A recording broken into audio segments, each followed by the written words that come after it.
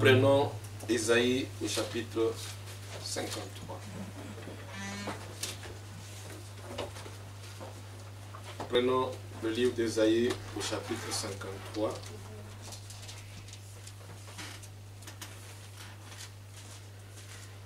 Vous pouvez lire tout le chapitre quand vous aurez le temps. Il n'y a que 12 versets seulement.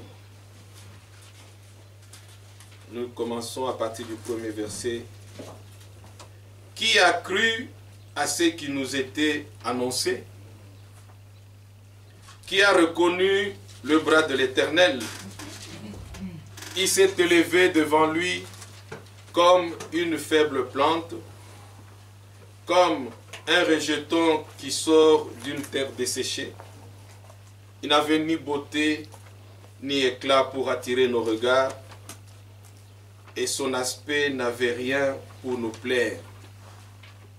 Méprisé et abandonné des hommes, homme de douleur et habitué à la souffrance, semblable à celui dont on détourne le visage, nous l'avons dédaigné, nous n'avons fait de lui aucun cas. Verset 4. Cependant, ce sont nos souffrances qu'il a portées. C'est de nos douleurs qu'il s'est chargé. Et nous l'avons considéré comme puni, frappé de Dieu et humilié. Mais il était blessé pour nos péchés, brisé pour nos iniquités. Le châtiment qui nous donne la paix est tombé sur lui. Et c'est par ses meurtrissures que nous sommes guéris. Amen. Nous étions tous errants comme des brebis. Chacun suivait sa propre voie. Et l'Éternel a fait retomber sur lui l'iniquité de nous tous. Amen. Nous prions. Dieu Tout-Puissant, encore une fois nous venons vers toi avec une profonde reconnaissance, voyant l'œuvre que tu as accomplie. Toi, le Dieu grand, tu décides d'abandonner ton trône et tu apparais dans le monde comme un simple homme. Tu n'avais ni beauté ni éclat pour attirer nos regards. La Bible dit dans Colossiens que tu t'étais déjà dépouillé de tout ce qui représentait Dieu. Seuls les élus pouvaient te reconnaître. Merci Seigneur pour tout. À la croix du Calvaire, tu as crié d'une voix forte. Père, tout est accompli. L'œuvre que tu as commencée, Seigneur, tu l'as accomplie toi-même. Merci Père de bénir chaque frère, de bénir chaque soeur, de bénir chacun de nous. Que la gloire te revienne en toutes choses. Au nom saint de Jésus-Christ. Nous te l'avons ainsi demandé. Amen. Amen. Asseyez-vous, bien-aimés. Que notre grand Dieu, puissant Sauveur, vous bénisse richement et vous accorde sa grâce. N'oubliez pas, désormais, tous les dimanches, nous sommes là, jusqu'au jour où les autorités pour lesquelles nous prions, parce que c'est Dieu qui établit les autorités, nous prions pour elles, que Dieu les bénisse richement, que Dieu les soutienne dans leur effort. Voyez, c'est des hommes, ils se battent bec et ongle pour essayer d'arrêter un démon qu'on ne voit pas. On ne le voit pas, on ne sait pas où il vit, on ne connaît même pas sa maison, mais on se bat contre un ennemi invisible. Mais nous avons été déjà divinement avertis. Dans Éphésiens au chapitre 6, le Seigneur nous a déjà avertis. Éphésiens au chapitre 6. Nous lisons à partir du verset 12. Car nous n'avons pas à lutter contre la chair et le sang, mais contre les dominations, contre les autorités, contre les princes de ce monde des ténèbres, contre les esprits méchants dans les lieux célestes. Amen. Regardez la méchanceté de cet esprit. On ne le voit pas. Et j'ai discuté avec les amis à Kinshasa, je leur disais, mais on nous dit de cacher les narines et la bouche. Ce démon-là, il est moins intelligent, il ne voit pas les oreilles, il ne voit pas les yeux. Il peut entrer par n'importe quel trou, par n'importe quel orifice. Tout ça, c'est l'homme qui cherche, qui fait par tous les moyens, cherchant à combattre ce qui est invisible. Bravo les hommes, des femmes, des hommes qui se battent dans les hôpitaux pour soigner les malades, pour soulager la souffrance. Mais c'est Dieu qui a la clé. À chaque fois, ne l'oubliez jamais. À chaque fois que vous serez confronté à une difficulté, prenez par exemple le psaume 91. Le psaume 91 et d'autres psaumes, mais j'ai choisi juste celui-ci. Nous pouvons le lire, non, tranquillement. Il n'y a que 16 versets. Celui qui demeure sous l'abri du Très-Haut repose à l'ombre du Tout-Puissant. Je dis à l'Éternel, mon refuge et ma forteresse, mon Dieu en qui je me confie. Car c'est lui qui te délivre du filet de l'oiseleur, de la peste et de ses ravages. Il te couvrira de ses plumes et tu trouveras un refuge sous ses ailes. Sa fidélité est un bouclier et une cuirasse. Tu ne craindras ni les terreurs de la nuit, ni la flèche qui vole de jour, ni la peste qui marche dans les ténèbres. Tu ne craindras ni cette histoire qu'on appelle, il y en a qui l'appellent la Covid, d'autres l'appellent le Covid. Donc, on ne connaît même pas le situé s'il est à gauche ou à droite. Tu ne craindras pas. C'est comme une sorte de peste qui marche dans les ténèbres. Ni la contagion qui frappe en plein midi. Et mettez les masques, faites ceci parce que ça circule dans l'air. Que 1000 tombent à ton côté et 10 000 à ta droite, tu ne seras pas atteint. Dites Amen, non? Amen. Vous ne croyez pas? Je répète.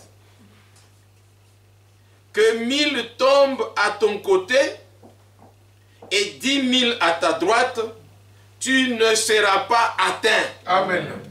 Croyez. De tes yeux seulement tu regarderas et tu verras la rétribution des méchants. Car tu es mon refuge, ô Éternel, tu fais du Très-Haut ta retraite. Amen.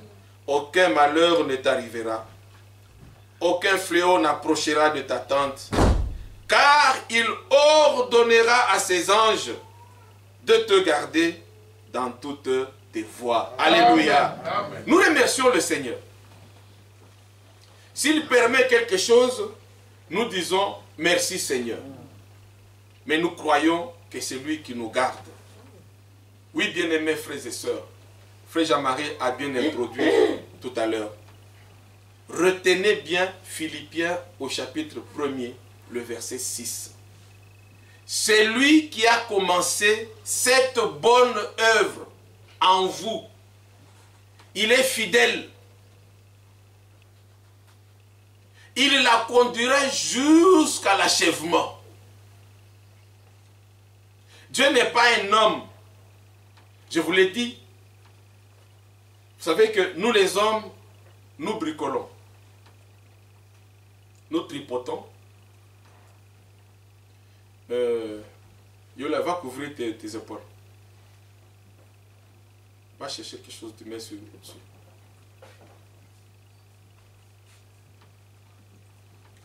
Nous les tripotons, nous tripotons. Hier matin, je me suis réveillé, on m'a signalé qu'il y avait, ça faisait plusieurs jours que je ne suis pas passé ici. La lumière de notre salon était tombée, donc tout ça s'était tombé. J'arrive, je regarde, je démonte, je vois à l'intérieur là-bas, c'est cassé à l'intérieur. Comme tout homme, je bricole. Si vous ouvrez là-dedans, vous allez voir, j'ai pris une pièce métallique, j'ai ajouté à l'intérieur là, j'ai fixé avec des vis pour que ça tienne. Il y a un trou béant à l'intérieur là. J'ai cherché partout là, j'ai trouvé une pièce métallique, j'ai mis à l'intérieur, j'ai bricolé. C'est comme ça que nous les hommes nous faisons. Dieu lui ne bricole pas. Ce que Dieu fait est parfait. C'est ça. Il n'y a rien à redire. Il n'y a personne qui peut venir dire non, Dieu, ce que tu as fait là, tu aurais dû faire ça. Regardez au commencement. La terre était sans forme. Les ténèbres régnaient sur toute la terre. Dieu regarde et dit non, il faut qu'il y ait la lumière. Que la lumière soit et la lumière fut. Amen. On ne voit pas quelque part où le Seigneur a commencé à prendre les fils électriques, les associer et puis dire bon maintenant, attendez, appuyez sur l'interrupteur, après ça va s'allumer. Lui il a dit tout simplement que la lumière soit et la lumière fut. Amen. Notre Dieu. Nous, si nous voulons faire quelque chose, nous allons nous débrouiller. Non. Mais Dieu ne se débrouille pas. Le Seigneur a dit aux gens, quand le vin manquait, à la fête de Cana, c'est parmi les premiers miracles, il dit remplissez seulement de l'eau dans les cruches. Allez servir les gens. Le Seigneur n'a pas dit, allez dans les boutiques, prenez l'argent, tiens, il manque combien? Vous avez combien? Prenez l'argent, allez, non, on dit, mettez de l'eau dans les cruches. Allez servir les gens. Et ils ont obéi, ils ont mis de l'eau dans les cruches, et ils sont allés, ils ont commencé à servir les gens. L'eau a été transformée en vin. À tel point que les gens se sont même étonnés. Ils se sont dit, mais ce n'est pas possible. Le vin qu'on nous a servi avant n'avait pas le même goût. Quand Dieu fait quelque chose, il n'y a rien à redire, il n'y a rien à refaire. Quand Dieu a créé l'homme, nous sommes dans Genèse au chapitre 1er. L'homme était parfait. Il ressemblait à Dieu. N'ayez pas peur de dire que cet homme-là était un petit Dieu. Il était Dieu, cet homme-là. Parce qu'il avait tous les attributs de Dieu. Il avait toutes les qualités de Dieu. Il régnait. Créons l'homme à notre image et à notre ressemblance. Il ressemblait à Dieu. C'est-à-dire que quand tu voyais cet homme, tu voyais Dieu. Ah, que cela ne vous passe pas peur. Il y a un autre homme qui est venu sur la terre. Un autre homme. Les gens lui demandent, montre-nous le Père. Mais il dit, mais comment? Je suis avec vous tous les jours. Aujourd'hui, vous me demandez, montre-nous le Père. Pourquoi il était le Père? La Bible dit que il était l'image du Dieu invisible. Le Dieu qu'on ne pouvait pas voir, on pouvait le voir dans un homme.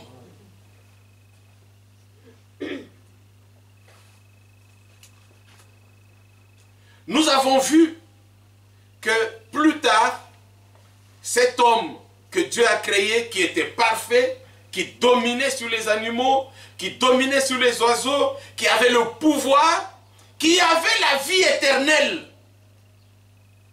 Cet homme vivait éternellement. Ses jours n'étaient pas limités. Et vous savez très bien, c'est lui qui est éternel, c'est Dieu. Amen. Mais cet homme avait une vie illimitée. C'est comme vous avez un forfait illimité. Donc vous pouvez dormir même à Internet. Vous allez dans d'autres pays, vous trouverez les gens qui vous parlent des mégas. Mégas nanga ici. Je dis, mais comment ici? Les mégas ne peuvent pas finir. Mais dans d'autres pays, ça finit. Cet homme vivait éternellement. Il jouissait de tous les pouvoirs. Un jour, Dieu dit, maintenant, je vais représenter cet homme. Dieu prend la poussière, il fabrique l'homme, il met le souffle, l'homme devient un être vivant. L'homme va pécher dans cette position, dans ce corps. L'homme de Genèse 2 ne ressemble pas à Dieu. Est-ce que vous saisissez? Cet homme-là ne ressemble pas à Dieu. Celui qui ressemble à Dieu est à l'intérieur de cet homme. Celui qui ressemble à Dieu est à l'intérieur. Cet homme n'est qu'une enveloppe qui abrite l'homme qui ressemble à Dieu. Vous comprenez maintenant? Voilà. C'est dans ce corps que cet homme va pécher. Cet homme va désobéir. Cet homme va être déchu. C'est-à-dire, vous avez déjà vu peut-être au cinéma, moi j'ai vécu ça en 77, des militaires arrêtés et on vient, on enlève les galons, hein, les trucs qui sont là. Ce qui fait le pouvoir d'un militaire, c'est ce truc qu'on met ici. Là. On enlève, on jette par terre. Le monsieur devient un civil, comme tout le monde.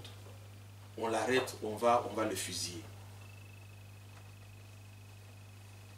L'homme de jardin d'Éden va perdre son pouvoir. Il va devenir un pécheur. Il va devenir maintenant esclave du péché. Le diable va dominer sur lui. Il n'a plus de force de se libérer lui-même. Il commence à craindre même un moustique. Lui qui avait le pouvoir sur les lions, sur les scorpions, sur les serpents, sur tous les oiseaux du ciel. Lui qui régnait sur toutes les mers. Il commence à craindre même une fourmi. Il a tout perdu. Mais le Dieu Tout-Puissant, le Dieu glorieux, il n'a pas laissé l'homme.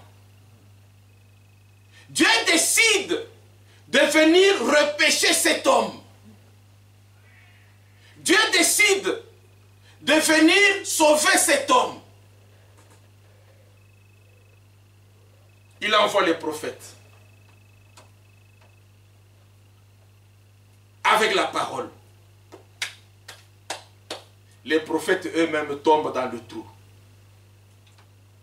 Vous avez déjà vu une fois, il y a longtemps, en face de chez nous, il y avait encore des champs de blé. On avait, après les champs, il y avait juste la pelouse. J'ai voulu faire la manœuvre là-dedans. Je me suis embourbé. J'ai appelé l'assistance. Le camion de l'assistance est venu pour me dépanner. Lui aussi, il s'est embourbé.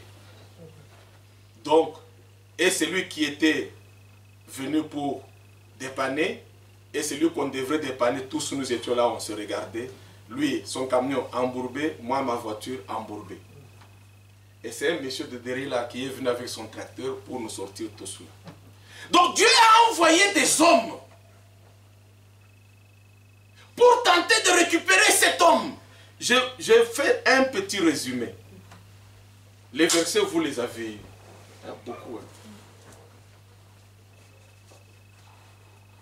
Dieu va envoyer des hommes pour tenter de récupérer cet homme qui est tombé.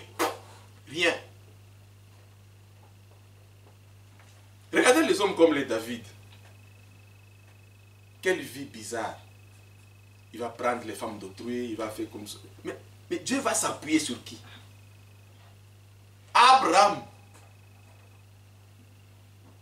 Sa femme lui dit, prends ta servante. Il prend la servante. Et il dit, ah,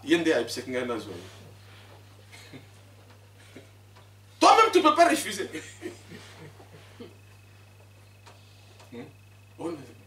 Il y a de bonnes femmes qui aident leur mari.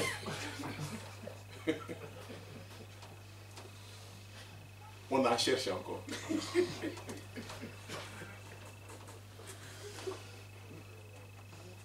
Qui? Dieu allait compter sur qui? Salomon. Eh, Mawa.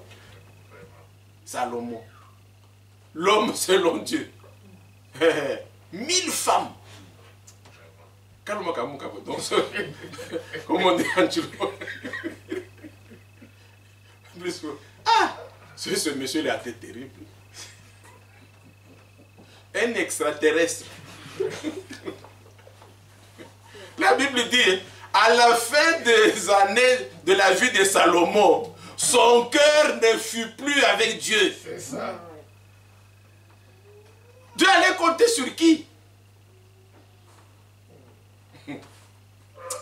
Un jour, un prophète sort.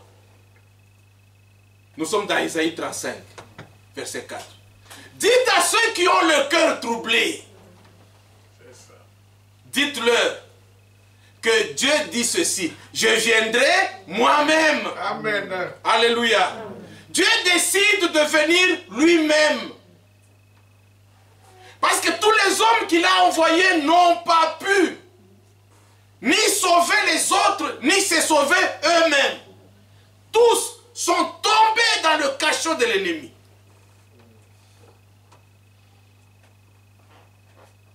Vous savez ce que le Seigneur a fait à la croix? Quand la Bible dit, il est descendu dans le séjour des morts.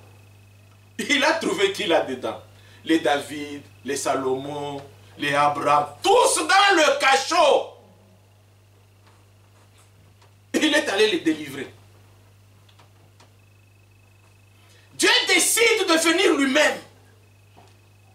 Mais Dieu est esprit. Jean 4, verset 24. On ne peut pas voir l'esprit, je vous ai dit. L'homme qui a été chassé du jardin d'Éden n'avait plus le droit de voir Dieu et vivre.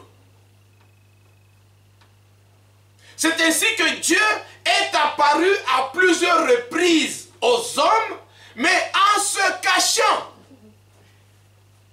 Vous vous rappelez encore de l'histoire de Moïse?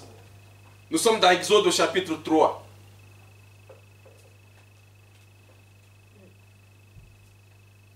Moïse est en train de paître les troupeaux de son père, son beau-père. Il entend Moshe, Moshe. Il regarde, il ne voit personne. Mais qui m'appelle dans le désert?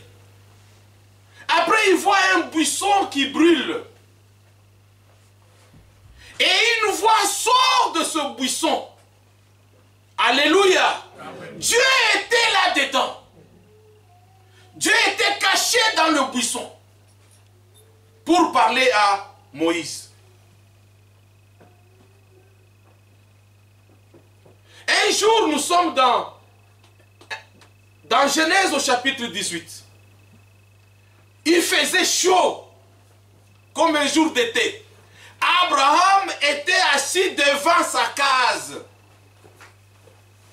Il faisait chaud. Je pense qu'il était en train de se ventiler. Hein? Il faisait chaud.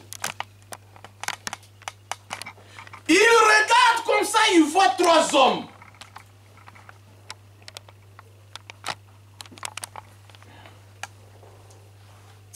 Alléluia. Un enfant de Dieu, il reçoit l'inspiration. Oui.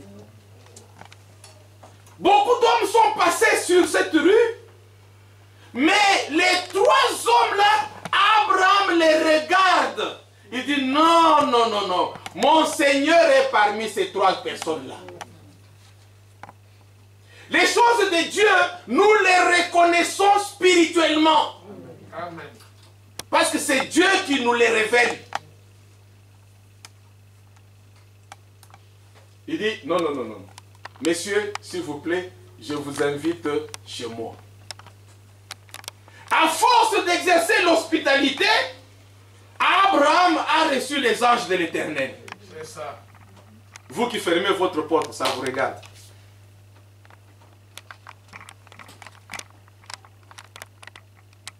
Et nous découvrons, c'est Dieu. Qu'est-ce que Dieu dit? Ah, c'est merveilleux. Regardez, hein? Genèse au chapitre 18. Juste, vous allez comprendre. Quand Dieu... Qu'est-ce que je raconte? Je suis dans quoi?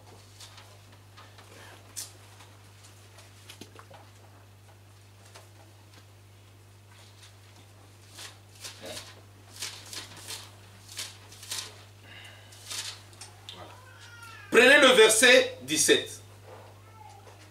Alors l'Éternel dit, cacherai-je à Abraham ce que je vais faire?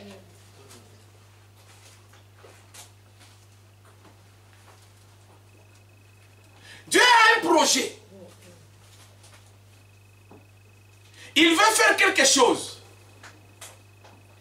Mais il fait de façon que son élu puisse découvrir ce qu'il veut faire. Si Dieu t'aime, il te mettra sur le chemin de la vérité. Si Dieu t'aime, il te révélera sa parole. Si Dieu t'aime, il te montrera le chemin qu'il faut suivre. Si Dieu ne t'aime pas, tout sera mystère pour toi. Dieu va parler à Abraham. Et à plusieurs reprises, Dieu s'est toujours caché. Parce que l'homme ne pouvait pas voir Dieu et vivre.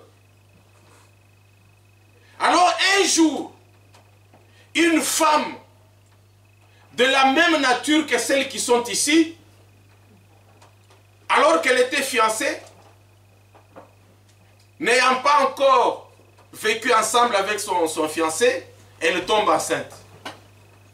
Scandale en Israël.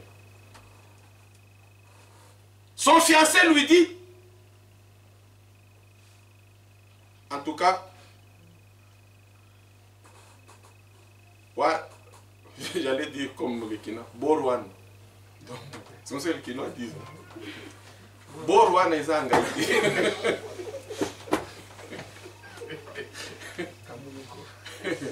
Et là, c'est comme ça, frère. Mais Dieu avait déjà parlé. Ésaïe 7, verset 14. Qu'une vierge concevra. C'est une femme qui n'a point connu d'homme devrait se retrouver enceinte. Dieu avait déjà parlé. Pendant qu'il dormait, je pense qu'ils ont parlé le soir.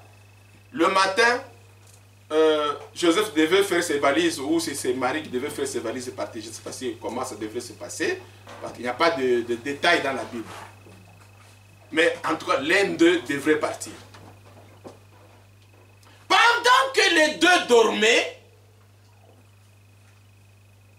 le même qui était à l'origine de cette grossesse-là a envoyé un ange visiter les deux. Marie, nous sommes dans Luc au chapitre 1er. Vous lisez aussi, vous allez plus tard lire Luc chapitre 2. Mais d'abord, nous sommes dans Luc chapitre 1er. Marie. L'enfant que tu portes ne vient ni d'un homme, ni de toi. Il vient du Saint-Esprit. C'est-à-dire que Dieu Tout-Puissant, qui est esprit, décide de devenir un homme. Dieu avait la capacité, vous vous réveillez comme ça, un bonhomme sort, boum. Mais ça allait être scandaleux. Qui allait croire en lui? Mais il vient d'où? Il est né d'où? Où est son père? Où est sa mère? Dieu accepte, le Dieu Tout-Puissant accepte d'aller se réfugier dans le ventre d'une femme. Et pendant 9 mois, Dieu sort comme un petit bébé. Dieu va expliquer ça au séminaire s'ils vont te croire. Dieu sort comme un petit bébé. Il pousse les cris que poussent tous les bébés. Dieu a marché à 4 pattes. Dieu a commencé à apprendre à parler. Ba, ba, ba, ba, ba. Ta, ta, ta, ta, ta. Ba, ba, ba. Dieu. C'est pour cela aucun juif ne pouvait croire que cet homme-là est Dieu. Aucun juif. Il fallait être un élu.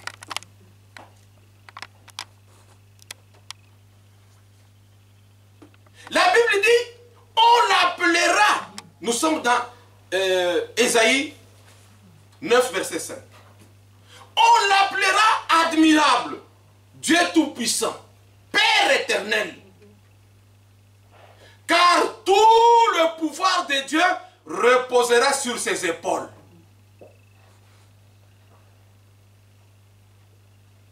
C'est la question qu'Ésaïe pose. Qui a cru à ce qui nous a été annoncé?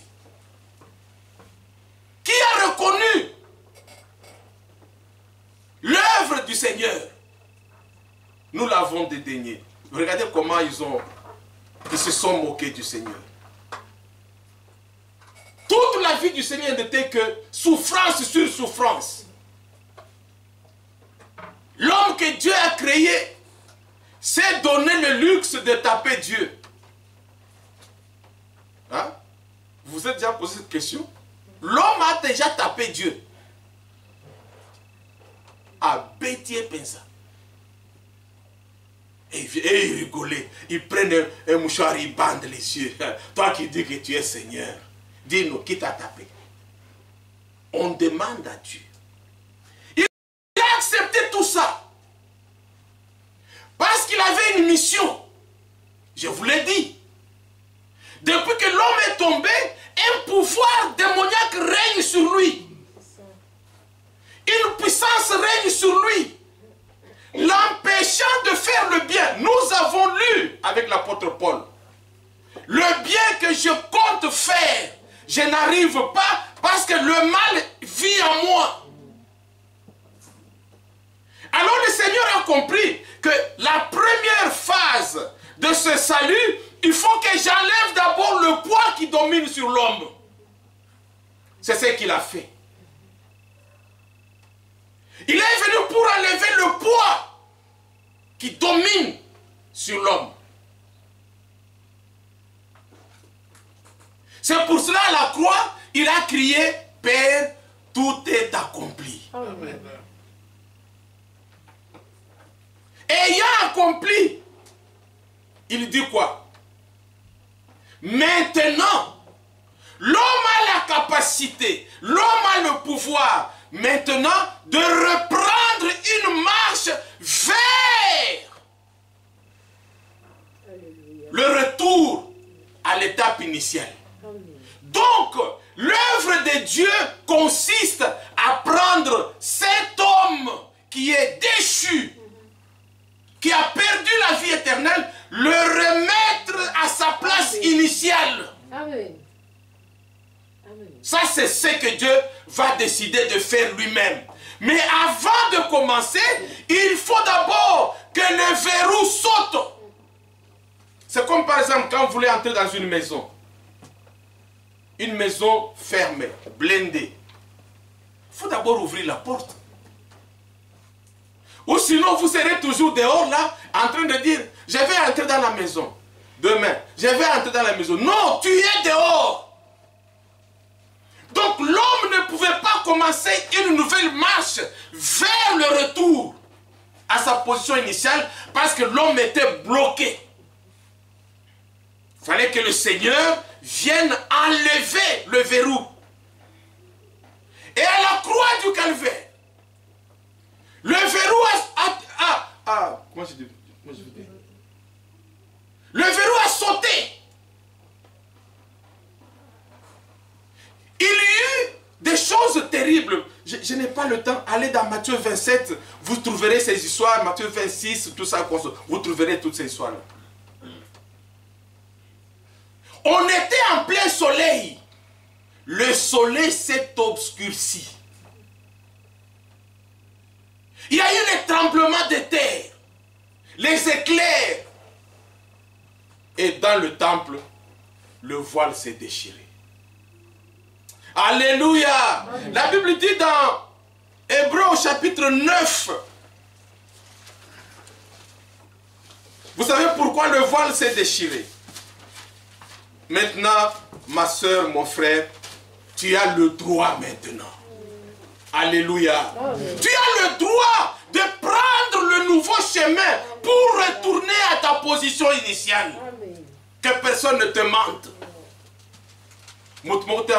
Tu es un pécheur. Oh non, non, non. Que personne ne te mente. Tu as maintenant le droit et le pouvoir et la possibilité de prendre ce chemin pour retourner à ta position initiale.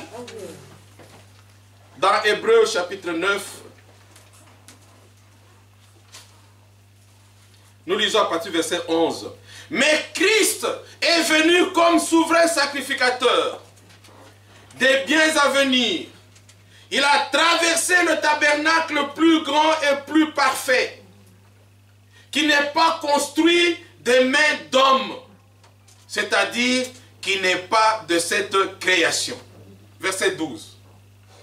Et il est entré une fois pour toutes dans les lieux très saints, une fois pour toutes, non avec le sang des boucs et des veaux, mais avec son propre sang, ayant obtenu une rédemption éternelle. Alléluia. Je ne sais pas si vous comprenez les termes bibliques.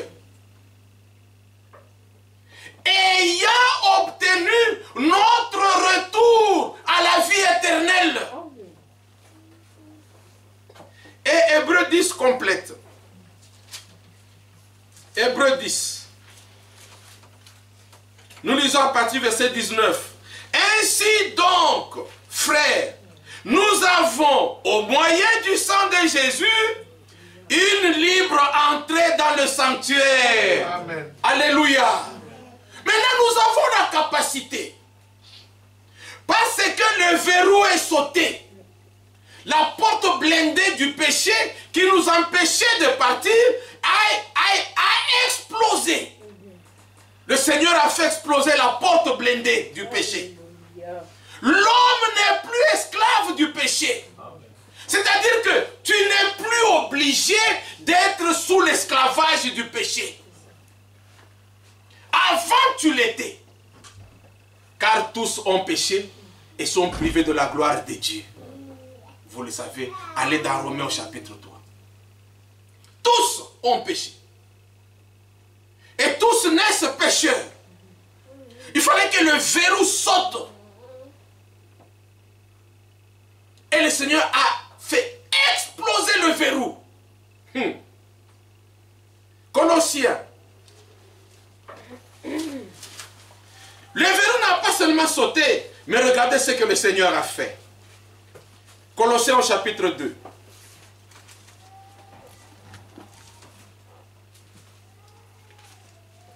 Vous comprendrez pourquoi, quand l'apôtre Paul écrit aux Romains, au chapitre 8, il commence au premier verset. Il dit, il n'y a plus de condamnation pour tous ceux qui sont en Christ.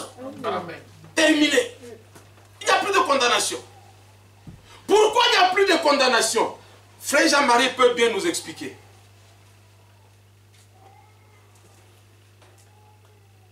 Quand un juge rend le verdict, même si dans le pays, hein, tu étais connu comme la plus voleuse du monde, quand un juge prononce, dit bon, nous rendons le verdict, la personne a été innocentée. C'est fini. Même s'il y a des preuves que tu avais volé, mais le juge lui a rendu son verdict. Ça, c'est un autre cas. Un autre cas, c'est une ordonnance qui te condamne. C'est écrit, vu, article tel, tu as été condamné. Un jour, tu amènes ton avocat au tribunal, tu dis, mais moi, qui m'a condamné? Oh, tu as été condamné tel jour. Mais montrez-moi les preuves que j'ai été condamné. Le juge fouille dans ses cartons, dans ses tiroirs, aucune ordonnance. C'est ce que le Seigneur a fait. Colossiens, au chapitre 2. Nous lisons à partir du verset 14. Il a effacé l'acte dont les ordonnances nous condamnaient et qui subsistait contre nous. Amen. Et il l'a éliminé en le clouant à la croix. Amen. Alléluia. Amen. Donc, désormais, il faut que tu saches. C'est la raison pour laquelle un Jean dit ceci, que les enfants de Dieu ne pêchent point. Cela ne veut pas dire que tu ne peux pas tomber. Tu ne peux pas faillir. Non. Quand un enfant tombe, quand un enfant de Dieu tombe ou il faillit, il se relève. Amen. Il demande pardon à Dieu. Il relève sa tête et il continue la marche. Dieu sait que nous ne sommes que des enfants. Regardez, vous avez vu maintenant, les jumelles marchent toutes seules. Hein? Je les ai vues passer là, toutes seules. Nous tous nous sommes passés par là. Mais avant que les pieds s'affermissent, elles tombaient, elles se relevaient, on l'aidait, on les aidait, on peut tenir à la main, on aide jusqu'à ce que les pieds s'affermissent. Nous aussi, nous marchons avec le Seigneur, jusqu'à ce que nos pieds fermissent un jour. Pour que nous ne soyons plus toujours des enfants flottants, emportés par n'importe quel vent. Non, notre vie doit aller de l'avant. Parce que nous avons pris le chemin de retour à notre position initiale. Ça, c'est la première chose. Le Seigneur a détruit les ordonnances qui te condamnaient. Terminé. Ça n'existe plus. Voilà le sujet que chaque fois, quand tu te réveilles le matin, tu dis, Seigneur, merci. Tu m'as aimé, tu m'as blanchi. Tu m'as aimé, tu as gommé tout. Maintenant, aide-moi, que ma vie s'améliore. Demandez au Seigneur. Il va vous aider. N'ayez pas peur, n'ayez pas honte. Tu ne peux rien cacher au Seigneur. Tu peux cacher aux hommes, mais au Seigneur, tu ne peux pas cacher. Dites-lui, Seigneur, aide-moi. J'ai tout fait, mais regarde, mais je suis encore tombé. Seigneur, il va t'aider. C'est ça. Parce que vous n'avez pas, lui, Ésaïe 50, lisez tous les chapitres. L'iniquité de nous tous est retombée sur lui. Amen. Voyez, ça c'est la première chose. Maintenant, le Seigneur regarde l'auteur, le propriétaire de la charge qui pesait sur toi. Hein? Quand vous trouvez une porte fermée, il y a quelqu'un qui l'a fermée. La porte ne s'est pas fermée toute seule. Quand vous trouvez les gens en prison, il y a quelqu'un qui les a mis en prison. Ils ne se sont pas mis eux-mêmes tout seuls en prison. Le Seigneur maintenant regarde, c'est lui qui avait le pouvoir sur les hommes. Au verset 15. Il l'a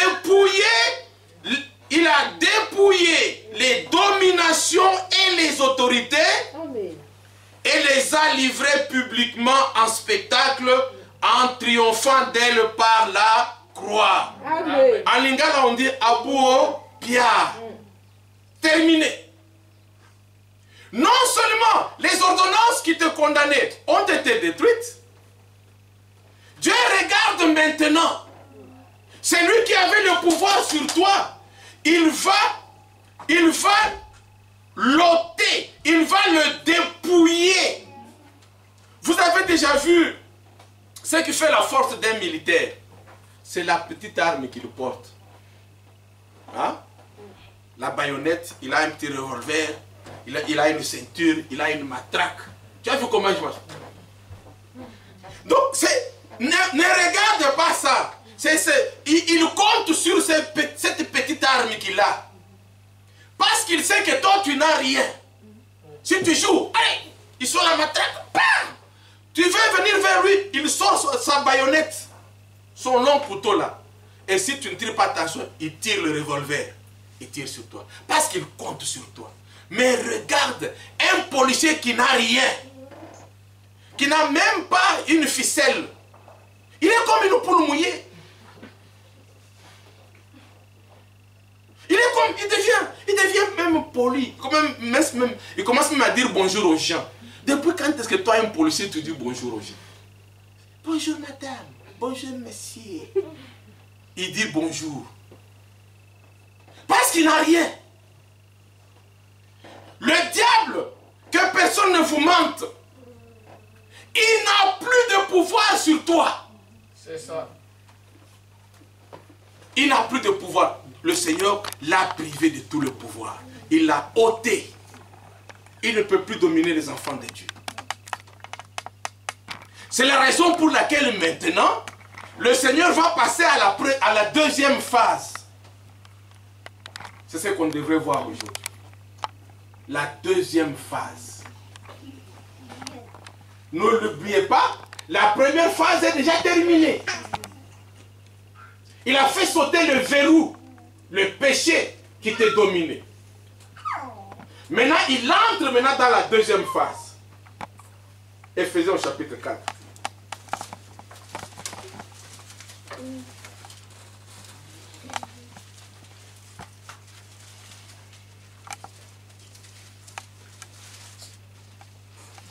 Nous entrons dans la deuxième phase maintenant. Nous lisons à partir du verset 7, Éphésiens chapitre 4 à partir du verset 7. Mais à chacun de nous, la grâce a été donnée selon la mesure du don de Christ. C'est pourquoi il est dit, étant monté dans les hauteurs, il a amené des captifs et a fait des dons aux hommes.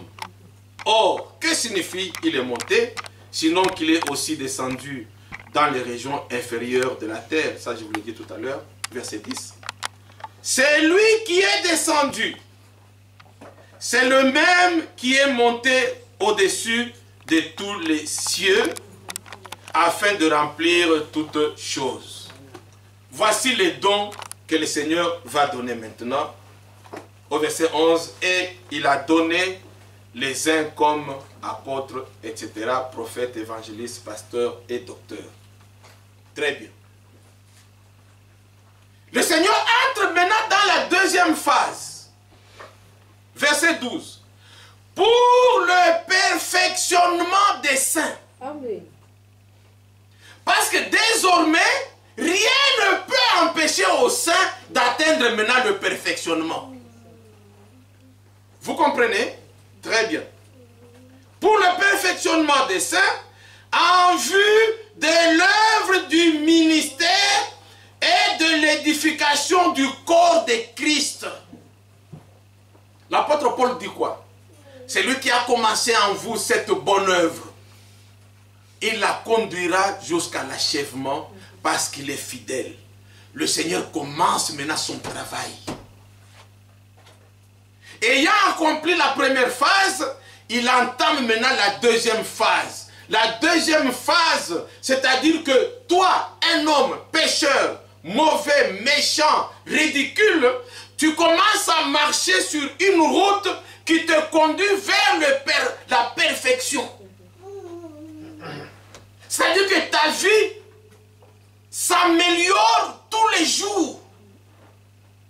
Jusqu'à ce que tu atteignes la perfection.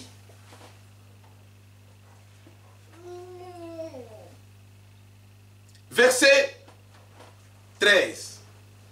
Jusqu'à ce que nous soyons tous parvenus à l'unité de la foi et de la connaissance du Fils de Dieu,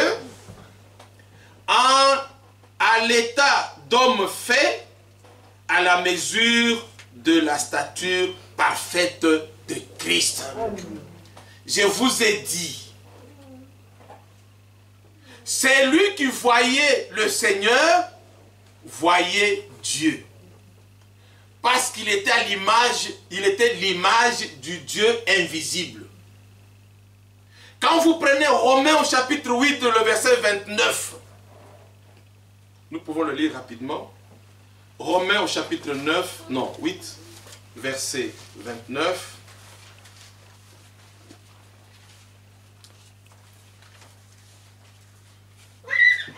Car ceux qu'il a connus d'avance, vous suivez? Il les a aussi prédestinés à être semblables à l'image de son Fils, afin que son Fils soit le premier-né de beaucoup de frères. C'est-à-dire que quand tu prends, après que le verrou de péché soit sauté, tu prends maintenant le chemin de retour à ta position initiale. La position initiale, c'est ressembler au Seigneur Jésus-Christ. C'est ce à quoi Dieu t'a appelé. Frère, ne vous imaginez pas que le Seigneur est venu pour que nous ayons nos voitures, que nous ayons des maisons. Ça, n'importe qui peut avoir ça. Il suffit tout simplement de travailler. Tu gagnes ton salaire, tu peux acheter une maison, tu peux acheter une voiture. Et il suffit même de voler. Ça, c'est quelque chose que tu peux obtenir en volant. Hein? Les voleurs, vous entendez dans un pays que vous connaissez, des gens qui détournent des millions. Ils peuvent s'acheter des villas, ils peuvent s'acheter des buildings. Ils l'ont parce qu'ils ont volé. Donc ça, c'est des choses que tu peux obtenir par tous les moyens. Vous êtes des enfants de Dieu, vous les obtenez par les moyens légaux. Hein? C'est tout à fait normal. Parce qu'un enfant de Dieu travaille. Un enfant de Dieu ne vole pas. Mais il y en a qui les ont en volant, en trichant, en dérobant. Le Seigneur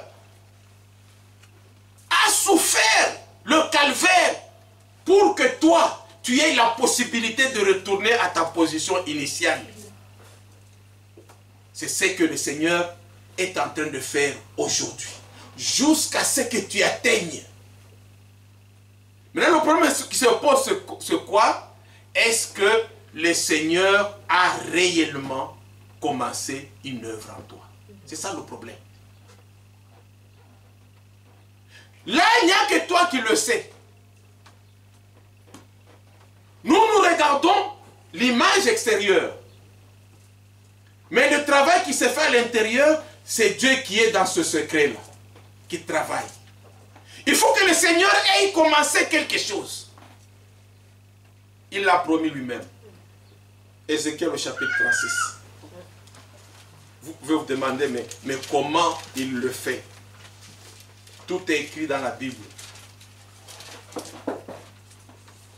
À partir du verset 25. Je répandrai sur vous une eau pure, et vous serez purifiés. Je vous purifierai de toutes vos souillures et de toutes vos idoles. Dans l'introduction, Frère Jean-Marie nous l'a bien dit tout à l'heure. Cette œuvre, ce n'est pas l'œuvre d'un homme.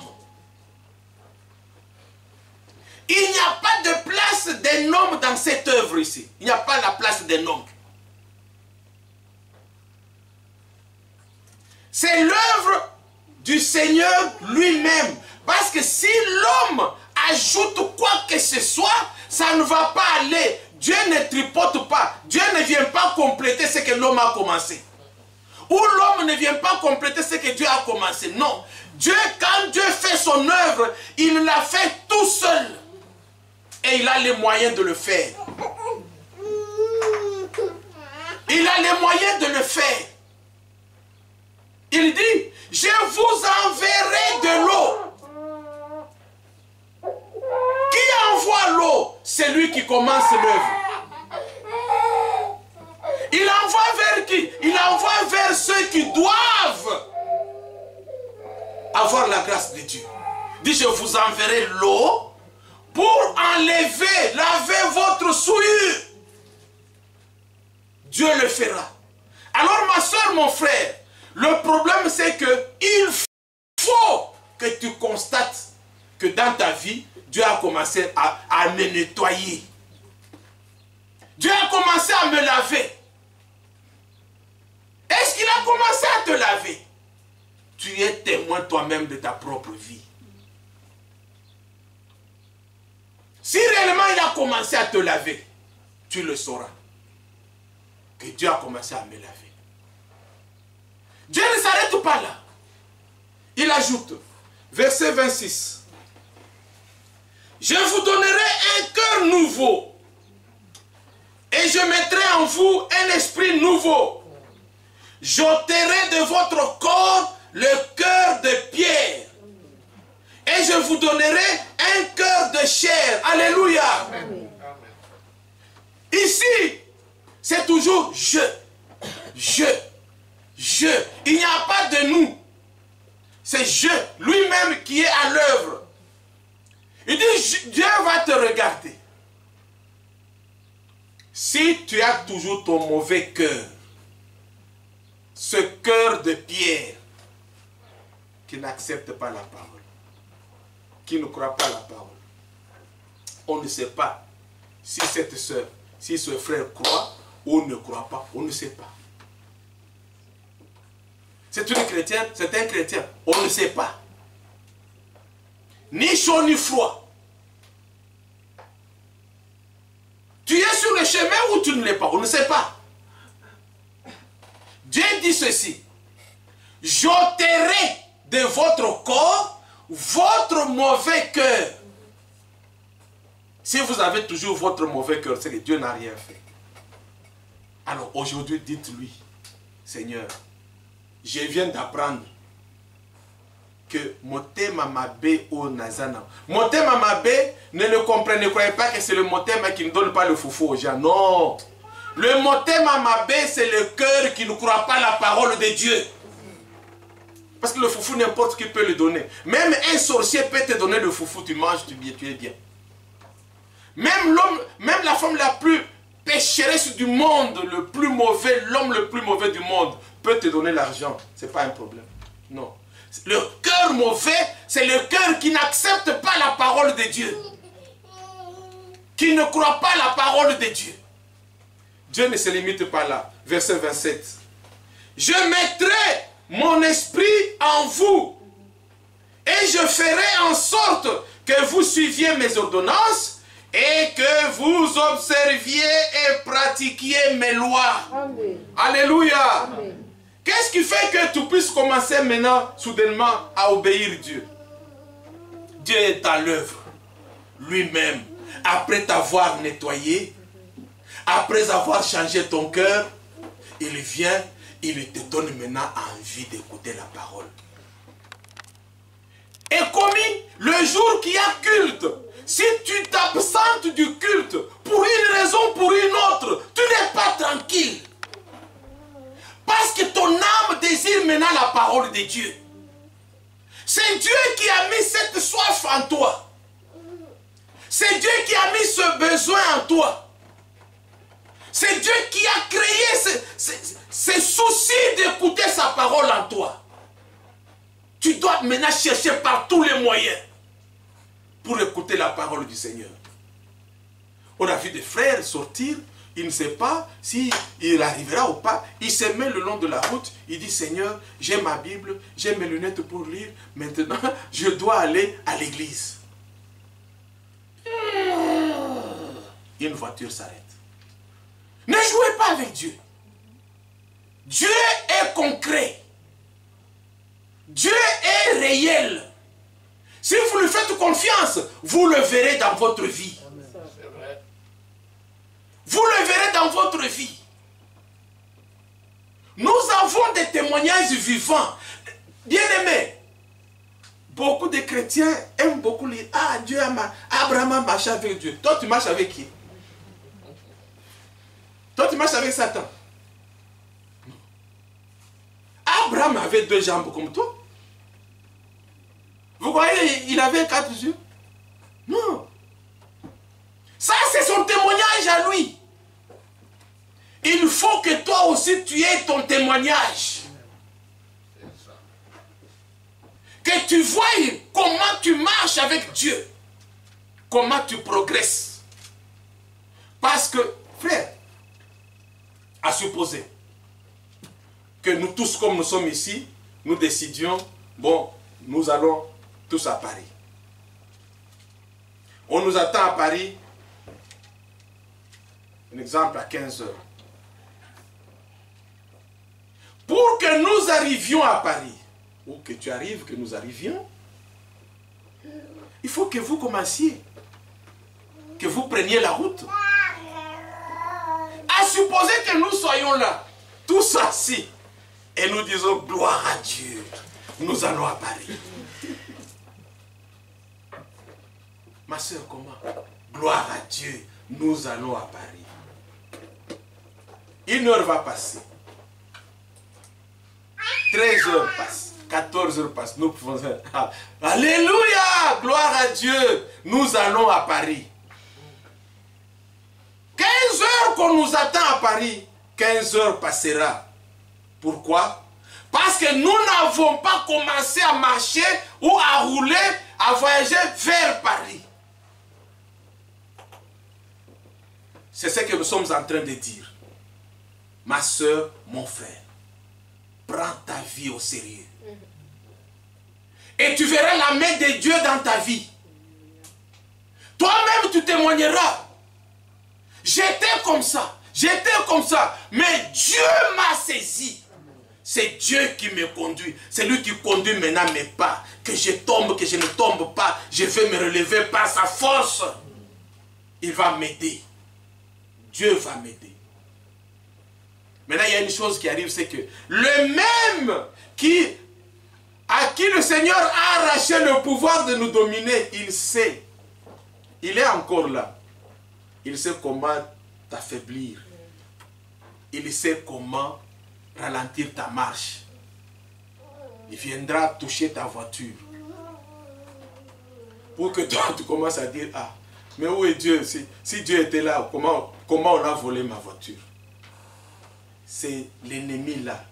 Il te connaît. Nous avons lu ces choses les semaines passées. Lisez 1 Pierre au chapitre 5. Votre adversaire, le diable, rôde autour de vous comme un lion rugissant. Il cherche qui il va affaiblir. Faites comme Job. Ne regardez pas à votre vie. Ne regardez pas au bien que vous avez. Vous ayez vos yeux fixés sur l'objectif de Dieu. Et que vous récupériez votre position initiale. Quand on nous formait à l'école, nous, à notre époque, on pratiquait tous les sports. C'est ainsi qu'on découvrait les boxeurs, on découvrait les athlètes, on pratiquait tous les sports à l'école. Quand on nous formait pour courir, faire les 100 mètres, 200 mètres, 500, etc., on nous disait ceci. Quand tu cours, ne regarde pas aux pieds, ne regarde pas aux autres, et le regard fixé sur l'objectif. L'objectif, c'est quoi? C'est l'arrivée. Regardez comment les athlètes courent. Si vous voyez quelqu'un qui court, qui est en train de... Mais ça va nous qui? Il ne va pas arriver. C'est du chacun pour soi. Tu tends la main, mais tu regardes. Tu tends la main parce que le Seigneur a dit de nous aider. Mais tu ne vas pas dire, bon, comme lui il a ralenti, bon, je vais ralentir avec lui. Non. S'il ralentit, tu le laisses. Toi, tu vas de l'avant. Parce que chacun doit atteindre l'objectif. Voilà ce à quoi le Seigneur est en train de faire aujourd'hui. C'est de nous travailler. C'est afin que nous puissions un jour revenir à l'état initial. Il a dit dans 1 Jean chapitre 3, et nous allons terminer par là. Nous lisons à partir du premier verset jusqu'au verset 3. Et nous allons tous nous mettre debout. Après, nous chanterons qu'il fait bon à ton service. Et que chacun puisse prier Dieu. Seigneur, j'ai entendu que la première étape, tu as fait sauter le verrou du péché qui dominait sur moi. Mais moi, le péché domine toujours sur moi. J'ai entendu que la deuxième étape, toi, tu vas m'envoyer de l'eau pour laver mes souillures. Que toi, tu vas enlever mon mauvais cœur pour me donner un bon cœur. Que toi, tu vas faire de façon que je puisse t'obéir. Que je puisse croire ta parole. Que je puisse aimer ta parole. Que je puisse entamer ce voyage de retour. C'est la raison pour laquelle nous sommes des voyageurs et des passagers. Nous sommes des étrangers. Parce que nous retournons chez nous. Je n'ai pas pu. Le reste, le Seigneur vous le donnera. Amen. Que le Seigneur vous bénisse richement. Mettons-nous debout. Nous allons prendre nos Bibles. 1 Jean chapitre 3 pendant les... Oh, faites comme vous voulez. J'allais dire pendant que vous préparez déjà le cantique. Si vous pouvez faire les deux ensemble, c'est toujours bien. Que le Seigneur vous bénisse richement. 1 Jean chapitre 3. On va y aller doucement avant de monter le volume. On lit d'abord les 3 premiers versets. Écoutez bien. Voyez quel amour le Père nous a témoigné pour que nous soyons appelés enfants de Dieu.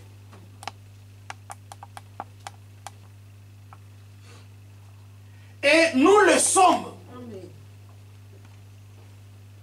Si le monde ne nous connaît pas, c'est qu'il ne l'a pas connu. Bien-aimés, nous sommes maintenant enfants de Dieu. Et ce que nous serons n'a pas encore été manifesté. Amen. Mais nous savons que nous avons déjà pris la route pour retourner à notre état initial. Ma soeur, mon frère, il faut que tu sois sûr que tu as pris vraiment la route. Il dit, et ce que nous serons n'a pas encore été manifesté. Mais nous savons que lorsqu'il paraîtra, nous serons semblables à lui. Parce que nous le verrons tel qu'il est. Alléluia. Amen. Créons l'homme à notre image et à notre ressemblance. Mais quand Christ reviendra, nous obtiendrons la rédemption totale. Nous serons semblables à lui. Amen. Nous le verrons tel qu'il est. Pour le moment, le monde peut se moquer de nous comme il veut. Mais nous savons que nous sommes des enfants de Dieu. Même si cela ne s'est pas encore manifesté, nous croyons que l'un de ces 4 matins, nous atteindrons le but. Que le Seigneur vous bénisse richement. Amen. Et vous accorde sa grâce. Amen. Qu'il fait bon à son service. Je ne connais pas la page. 70.